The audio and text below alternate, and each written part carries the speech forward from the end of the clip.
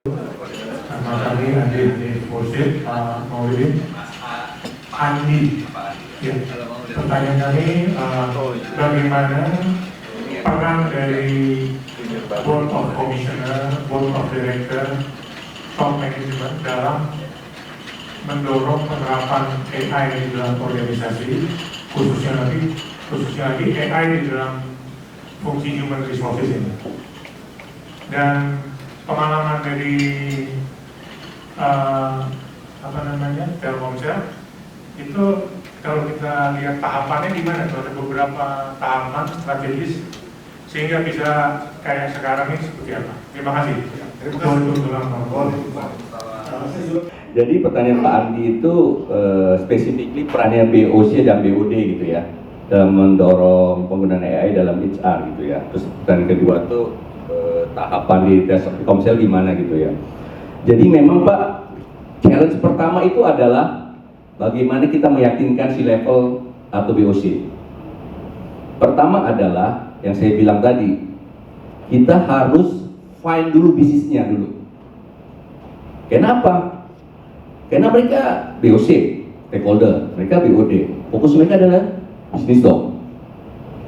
Nah, kita harus temukan dulu.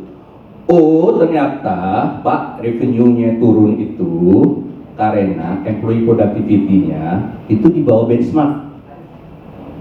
Nah, kita timbulkan curiosity-nya dulu, Pak.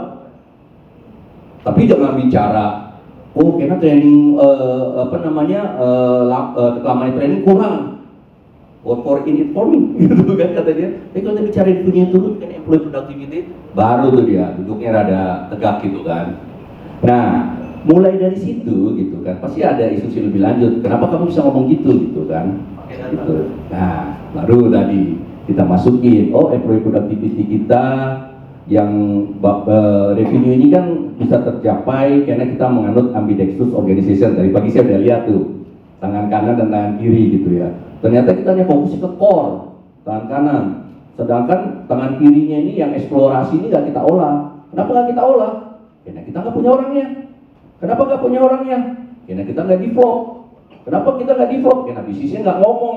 Mau lu perlu tahun ini atau 2 tahun lagi. Kalau lu perlu tahun ini, gue beli, buy.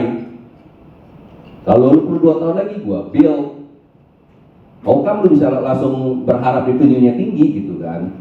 Nah, ngomongnya pakai bahasa yang sama Pak, dengan bahasanya mereka. Orang Islam itu suka gitu, merasa inferior gitu ya. Kalau dipanggil BOD itu ngasih data macam-macam, tapi setelah itu kelamaan lu ngomong udahlah gitu kan.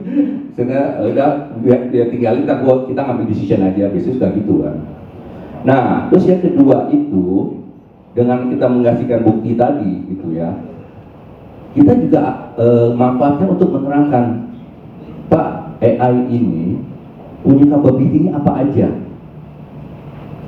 Kita harus kasih tahu nih, oh AI capability bisa ngasih insight. Atau Bapak misalnya nih, mau 15 menit lagi dipanggil Danantara, terus Bapak belum bikin PowerPoint, ya kesiniin aja Pak, poin-poinnya. Saya masukin manus, saya masukin ke cloud, ya di PowerPoint-nya. Oh, itu saya lakukan dulu, saya lakukan di Telkomsel. Satisfied ya satisfied, sumbernya bener kok. Kan AI itu hanya merapikan template-nya aja. Pede dia presentasi dan antara. Sukses, alhamdulillah. Padahal cuma coret-coretan gitu kan, cuma PA-nya kebetulan Gen Z, ngapain gue pusing pakai AI aja gitu kan. Nah itu contohnya ya Pak ya. Artinya tuh memang kita harus di level mereka dulu ya, tempatkan diri kita. Makanya saya bilang HR itu nggak bisa lagi ngomong sebagai enabler, HR itu sebagai driver. Kenapa driver? Seperti saya bilang tadi, Bapak mutusin mau bisnis teknologi payment, Bapak pengen revenue-nya tahun ini juga. Begitu saya taruh di matriks, ternyata kita nggak punya capability-nya, ya berarti kita nggak bisa bisnis ini Pak, kecuali kalau Bapak kasih saya buat beli orang professional hire. Itu kan jadi bisnis driver kan, kita bisa memblok bisnis atau mau bisnis tapi dengan kondisi gitu ya. Nah di situ kita harus naikin. Nah terus tahapan inisial gimana? Sebenarnya kita itu udah mulai digital transformation itu dari mulai tahun 2015 Pak. tapi kita mess up. Digitization dan digitalization. Bedanya apa? Digitization merubah analog jadi menjadi digital. Wah, kertas itu bukan digital tapi digitization. Tapi digitalization bagaimana kita menggunakan teknologi agar bisnis proses yang ada di HR itu menjadi lebih simple, lebih cepat. Nah, kita mulai itu gitu kan. Lalu di tahun 2017 kita mulai bangun yang kita sebut dengan MOANA, Mobile Application and Operation. Jadi karyawan HR itu menggunakan application, Pak. Jadi saya visinya seperti Gojek. Jadi kita nggak perlu tahu siapa sih yang settle billing saya kalau barangnya nggak sampai, saya cuma nulis teks aja. 2 minggu kemudian dikirim duitnya balik. Nah, saya juga pengen begitu, nggak perlu tahu ada si A ngurusin Audi, si B ngurusin apa, lu tulis aja lah mana itu gitu ya.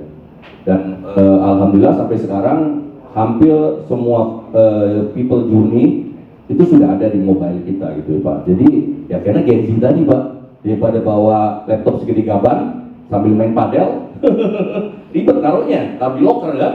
Kalau handphone kan kayaknya penting, karena buat foto-foto. Jadi kita harus menyesuaikan, harus adaptif gitu ya Pak. Nah, sekarang ini kita udah mulai bangun dan jujur, kalau orang kata-kata jujurly gitu ya.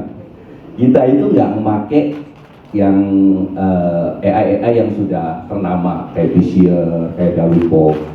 Saya itu kemarin mengundang ada 3 kandidat, yang satu itu saya dapat dari TikTok Pak. Lulusan WNS Communication, lulusan SMK, dan satu lagi UNER apa gitu. Saya panggil, satu lagi adalah ITB. Saya panggil, kalian startup kan? Iya. Kalian boleh canggih teknologi, tapi kalian nggak punya use case. Saya kasih use case, pre-interview.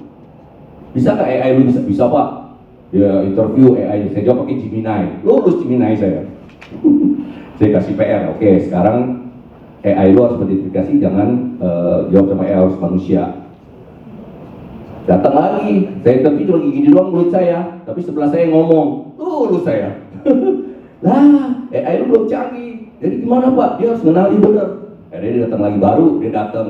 Oh Pak, nanti di awal ada perkenalan dulu supaya voice sama gerak bibir kita ditangkap sama AI. Jadi setelah itu baru dia begitu ada yang kayak tadi contohnya dia langsung ngomong, please find the comfort place yang ensure you are alone in this room.